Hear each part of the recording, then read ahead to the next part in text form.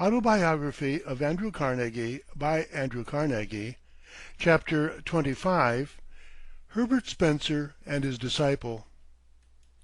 Herbert Spencer, with his friend Mr. Lott and myself, were fellow travelers on the Servia from Liverpool to New York in 1882. I bore a note of introduction to him from Mr. Morley, but I had met the philosopher in London before that. I was one of his disciples. As an older traveler, I took Mr. Lott and him in charge. We sat at the same table during the voyage. One day the conversation fell upon the impression made upon us by great men at first meeting. Did they or did they not prove to be as we had imagined them?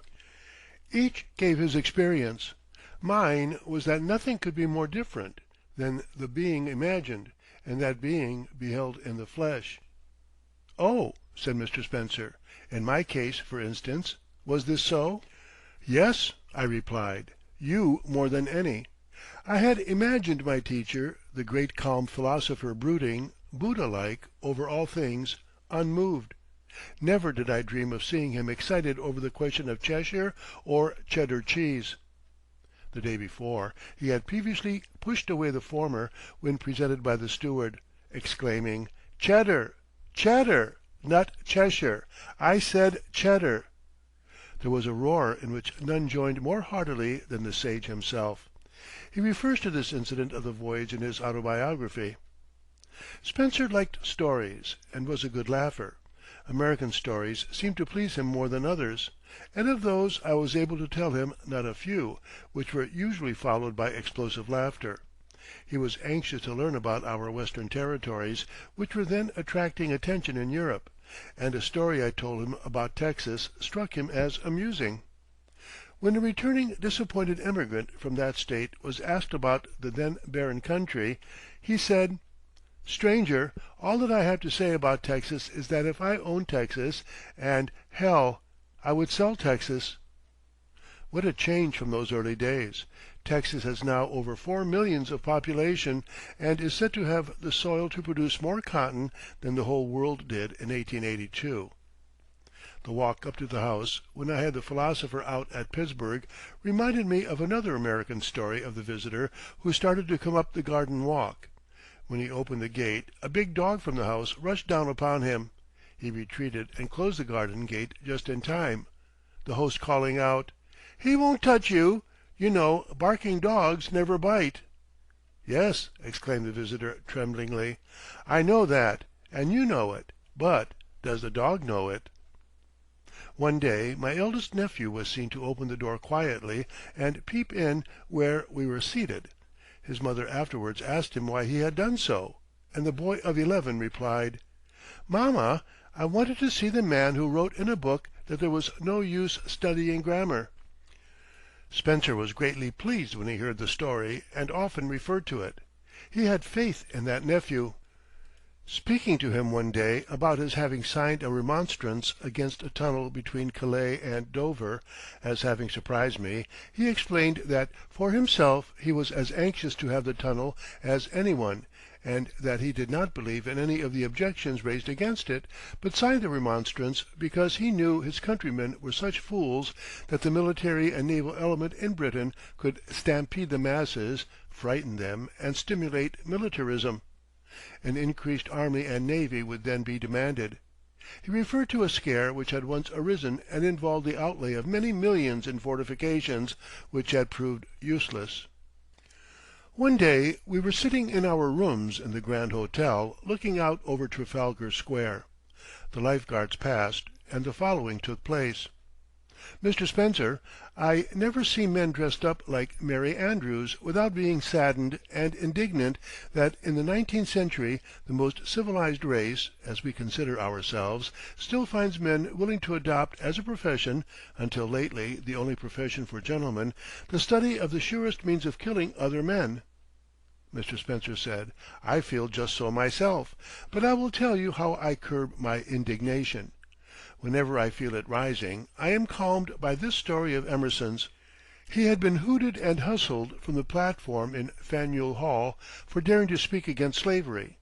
He describes himself walking home in violent anger, until opening his garden gate and looking up through the branches of the tall elms that grew between the gate and his modest home, he saw the stars shining through. They said to him, "What, so hot, my little sir?" I laughed and he laughed, and I thanked him for that story. Not seldom I have to repeat to myself, "What, so hot, my little sir?" and it suffices.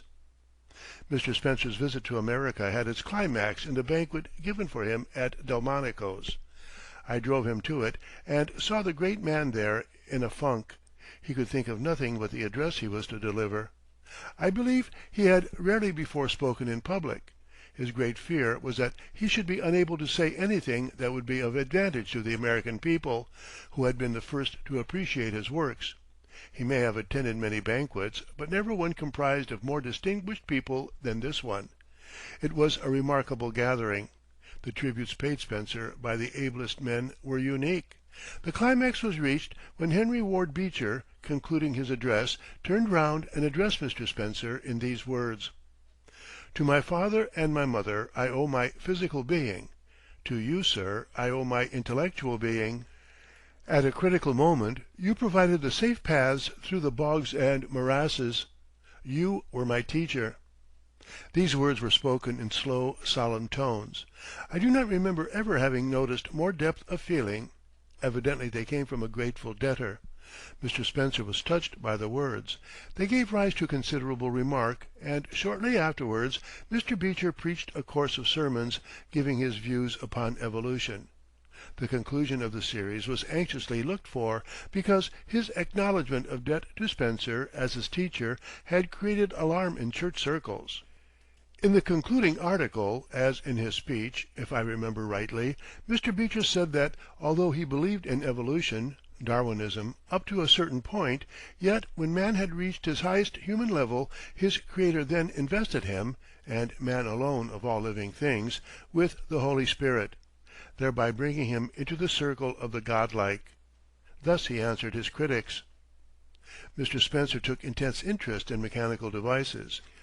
When he visited our works with me, the new appliances impressed him, and in after years he sometimes referred to these, and said his estimate of American invention and push had been fully realized. He was naturally pleased with the deference and attention paid him in America. I seldom if ever visited England without going to see him, even after he had removed to Brighton, that he might live looking out upon the sea, which appealed to and soothed him. I never met a man who seemed to weigh so carefully every action, every word, even the pettiest, and so completely to find guidance through his own conscience. He was no scoffer in religious matters. In the domain of theology, however, he had little regard for decorum. It was to him a very faulty system hindering true growth, and the idea of rewards and punishments struck him as an appeal to very low natures indeed. Still, he never went to such lengths as Tennyson did upon an occasion when some of the old ideas were under discussion. Knowles told me that Tennyson lost control of himself. Knowles said he was greatly disappointed with the son's life of the poet as giving no true picture of his father in his revolt against stern theology. Spencer was always the calm philosopher. I believe that from childhood to old age, when the race was run, he never was guilty of an immoral act, or did an injustice to any human being. He was certainly one of the most conscientious men in all his doings that ever was born. Few men have wished to know another man more strongly than I to know Herbert Spencer, for seldom has one been more deeply indebted than I to him and to Darwin. Reaction against the theology of past days comes to many who have been surrounded in youth by church people entirely satisfied that the truth and faith indispensable to future happiness were derived only through strictest Calvinistic creeds. The thoughtful youth is naturally carried along and disposed to concur in this. He cannot but think, up to a certain period of development, that what is believed by the best and the highest educated around him, those to whom he looks for example and instruction, must be true. He resists doubt as inspired by the evil one seeking his soul, and sure to get it, unless faith comes to the rescue. Unfortunately, he soon finds that faith is not exactly at his beck and call. Original sin, he thinks, must be at the root of this inability to see as he wishes to see, to believe as he wishes to believe. It seems clear to him that already he is little better than one of the lost. Of the elect he surely cannot be, for these must be ministers, elders, and strictly orthodox men. The young man is soon in chronic rebellion, trying to assume godliness with the others, acquiescing outwardly in the creed and all its teachings, and yet at heart totally unable to reconcile his outward accordance with his inward doubt. If there be intellect and virtue in the man, but one result is possible.